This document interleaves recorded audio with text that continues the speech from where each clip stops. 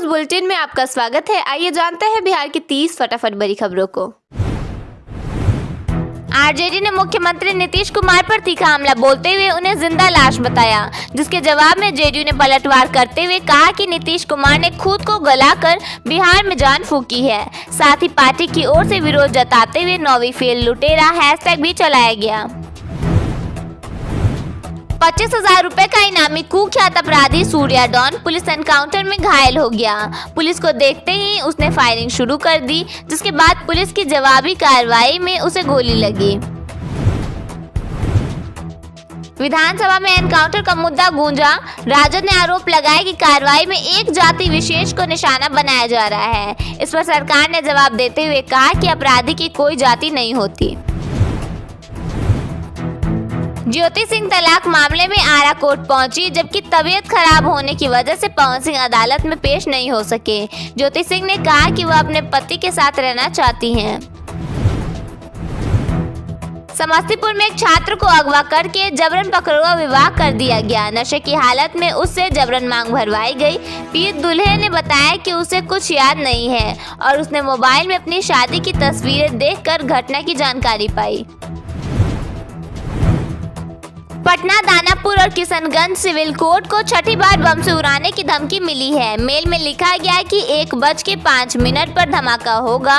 इसी कारण पप्पू यादव की जमानत याचिका पर सुनवाई टाल दी गई। AIMIM विधायकों ने राष्ट्रगान से पहले राष्ट्रगीत गाए जाने का विरोध किया। उन्होंने केंद्र सरकार पर आरोप लगाया कि वह असली मुद्दों से ध्यान भटकाने की कोशिश कर रही है। मोतिहारी में सड़क हादसे में 3 बारातियों की मौत हो गई और दर्जनों लोग घायल हो गए। स्कॉर्पियो वाहन कोहरे की वजह से पेड़ से टकरा गया, जिससे यह दुर्घटना हुई।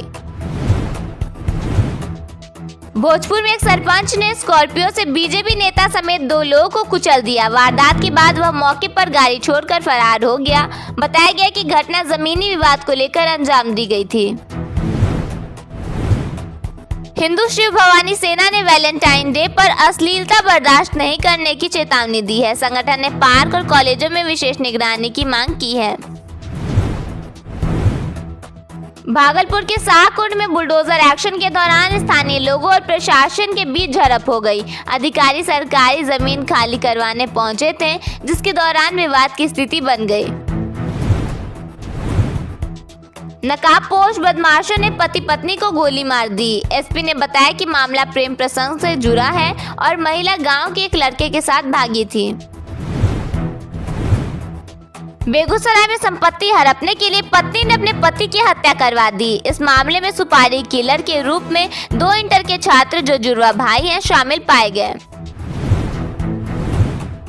भागलपुर के बेपुर सीएचसी में एक डॉक्टर पर शराब के नशे में मंत्री लेसी सिंह का इलाज करने का आरोप लगा है। सूचना मिलते ही आला अधिकारी मौके पर पहुंचे और मामले की जांच शुरू कर दी गई।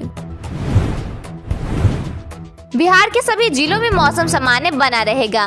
सुबह के वक्त हल्का कोहरा छाया रहेगा। दिन में धूप निकलने से अधिकतम तापमान में 2 से 3 डिग्री सेल्सियस की बढ़ोतरी का पूर्वानुमान लगाया गया है। होली और ईद के दौरान ट्रेनों में लंबी वेटिंग लिस्ट से परेशान होने वाले बिहारियों के लिए राज्य सरकार ने बड़ा फैसला लिया है। बिहार राज्य पथ परिवहन निगम 23 फरवरी से 23 मार्च के बीच करीब 200 विशेष बसें चलाने जा रहा है।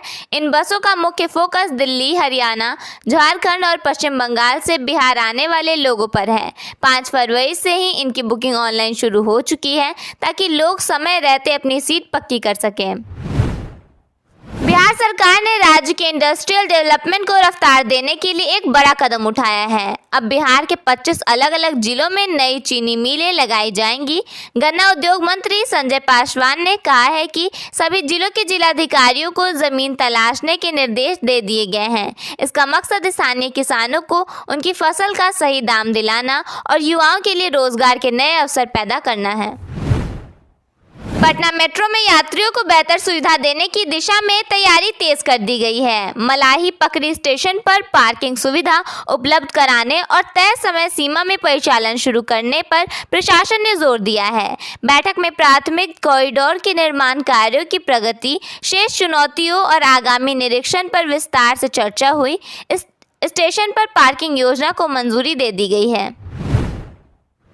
नमस्ते इंडिया ने बिहार में क्रीमी ताज़ा दूध के साथ एंट्री की है। कंपनी राज्य में चरणबद्ध तरीके से 350 करोड़ रुपए का निवेश कर अपने डेयरी ढांचे को मजबूत करेगी। फुल क्रीम, स्टैंडर्ड और काऊ मिल्क सहित अन्य उत्पाद भी उपलब्ध होंगे। यह व्यवस्था पटना, गया, औरंगाबाद, नवादा सहित बिहार के लगभग 12 जिलों और शहरों तक विस्तारित होगी। कंपनी का उद्देश्य प्रतिस्पर्धी मूल्य पर गुणवत्तापूर्ण दूध की सतत उपलब्धता सुनिश्चित करना है। भारतीय रेलवे ने यात्रियों की सुविधा को ध्यान में रखते हुए बड़ा फैसला लिया है। अब अमृत भारत ट्रेनों और वंदे भारत स्लीपर ट्रेनों में भी इमरजेंसी कोटा लागू किया जाएगा। रेलवे बोर्ड की ओर से जारी आदेश के मुताबिक खास आपात परिस्थितियों में यात्रियों के लिए कुछ सीटें सुरक्षित रखी जाएंगी, जिससे अचानक यात्रा की जरूरत पड़ने पर राहत मिल सके। बिहार के लोगों को जल्द ही पहला डायनासोर पार्क मिलने वाला है। पार्क के निर्माण के लिए टेंडर की प्रक्रिया पूरी कर ली गई है। लगभग 22 करोड़ रुपए की लागत से इसे राजगीर में बनाया जाएगा। राजगीर में लोगों को यह पार्क बेहद अलग अनुभव देगा। विदेश पार्सल भेजने के लिए अब पटना, दिल्ली या कोलकाता का चक्कर नहीं लगाना पड़ेगा। आपके अपने जिले का पोस्ट ऑफिस ही बनेगा इंटरनेशनल डिस्पैच सेंटर। अप्रैल 2026 से पहले बिहार के सभी 29 हेड ऑफिस के अंतर्गत आने वाले लगभग 9000 पोस्ट ऑफिस में अंतर्राष्ट्रीय व्यापार इकाई शुरू होने जा रही है। खगड़िया जिले में मत्स्य पालन को बढ़ावा देने और मछुआरों को सशक्त बनाने के लिए कई सरकारी योजनाएं शुरू की गई हैं। इन योजनाओं के तहत मछुआरों को निःशुल्क मत्स्य विपणन किट और नाव व जाल खरीदने पर 90% तक का अनुदान दिया जा रहा है। इससे मत्स्य उत्पादन में वृद्धि होगी और लगभग 3 लाख मछुआरों की आय बढ़ेगी। इच्छुक मछुआरे ऑनलाइन आवेदन कर सकते हैं। प्रधानमंत्री किसान सम्मान निधि के नए दिशा निर्देशों ने किसानों के लिए पंजीकरण और केवाईसी प्रक्रिया को जटिल बना दिया है। कुचाय कोट गोपालगंज में पंजीकरण और केवाईसी का लक्ष्य पूरा नहीं हो पा रहा है, जिससे किसान परेशान हैं। अब भूमि की जमाबंदी और लगान रसीद अनिवार्य है, जो पहले पैतृक भूमि पर मान्य नहीं थी। अंचल कार्यालय जागरूकता अभियान चला रहा है, लेकिन प्रगति धीमी है। पटना में बुधवार की सुबह एसटीएफ और अपराधियों के बीच मुठभेड़ हुई। इस एनकाउंटर में कुख्यात अपराधी सूर्या डॉन के पैर में पुलिस ने गोली मार दी। घटनास्थल से पुलिस ने देसी कट्टा और गोली भी बरामद किया। मामला गाय घाट इलाके का है। जानकारी के मुताबिक सूर्या डॉन पर डकैती, लूट, चोरी, अवैध हथियार रखने समेत कई आपराधिक मामले दर्ज हैं।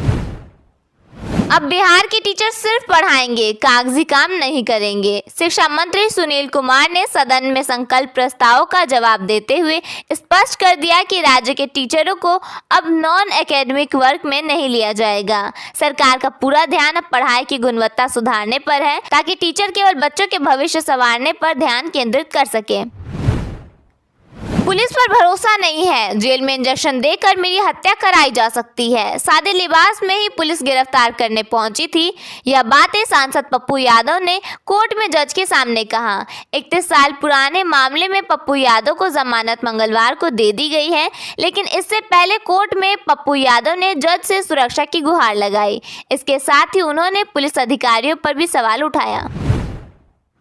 बिहार में पशु स्वास्थ्य सेवाओं का बड़ा कायाकल्प होने जा रहा है। राज्य सरकार ने बजट 2026-27 में पशु चिकित्सालयों में डिजिटल एक्सरे और अल्ट्रासाउंड मशीनें लगाने की घोषणा की है। इस फैसले से न सिर्फ पशु रोगों का सटीक और त्वरित निदान संभव होगा, बल्कि दूर दराज के इलाकों में रहने वाले पशुपालकों को भी बेहतर और आधुनिक इलाज की सुविधा मिल सकेगी। पद्मश्री से सम्मानित अभिनेता मनोज बाजपेयी ने मंगलवार को बिहार संग्रहालय का भ्रमण किया। इस दौरान उन्होंने बिहार की सांस्कृतिक विरासत को देखा और सराहा। उन्होंने राज्य की फिल्म निर्माण संभावनाओं पर भी चर्चा की। मनोज बाजपेयी ने राज्य सरकार की नई फिल्म प्रोत्साहन नीति को क्रांतिकारी कदम बताया। उन्होंने कहा कि यह नीति बिहार को राष्ट्रीय स्तर पर फिल्म निर्माताओं के लिए आकर्षण का केंद्र बना रही है और इसके सकारात्मक परिणाम देखने को मिलेंगे। आरा सासाराम रेलखंड के दोहरीकरण का काम शुरू होने से भोजपुर और रोहतास के लोगों को बड़ी राहत मिलने वाली है। अब तक इस रेलखंड पर केवल एक ही लाइन होने के कारण ट्रेनों की आवाजाही में लगातार दिक्कतें आती थी। मालगाड़ी और यात्री ट्रेनें एक ही ट्रैक पर चलने से अक्सर देरी होती थी। इसका सीधा असर कारोबार पर पड़ता था।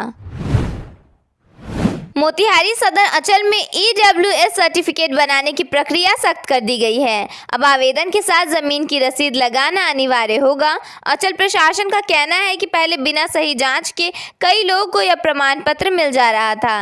इसके कारण ऐसे लोग भी लाभ उठा रहे थे जो सरकार द्वारा तय मानकों पर खरे नहीं उतरते थे। जन स्वराज पार्टी के संस्थापक प्रशांत किशोर ने लोकसभा में राहुल गांधी को बोलने की अनुमति न मिलने का समर्थन किया है। उन्होंने इसे लोकतांत्रिक परंपराओं के खिलाफ बताया, जोर देकर कहा कि विपक्ष को भी अपनी बात रखने का अधिकार है।